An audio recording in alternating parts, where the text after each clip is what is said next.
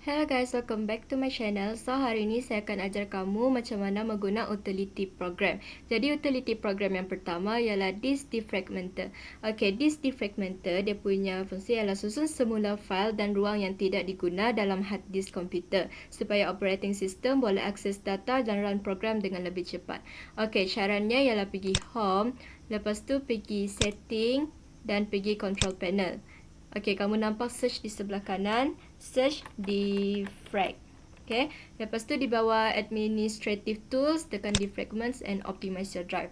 Okey, kalau kamu nampak di sini ada solid state drive kan? Okey, untuk pengetahuan kamu, solid state drive ni dia boleh jaga diri dia sendiri. Jadi dia tidak perlukan defrag.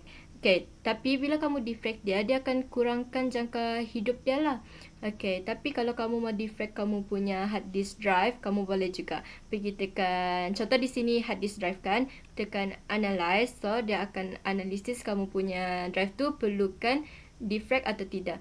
Kalau dia cakap perlu, kamu pergi optimize untuk defrag drive tu. Okey, di bawah ni adalah setting.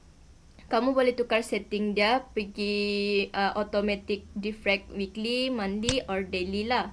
Kamu boleh change setting, tengok di sini, okay? Okay, lepas sudah habis defrag, kamu boleh tengok dia improve kelajuan kamu punya komputer. Okay, thank you guys for watching. Bye.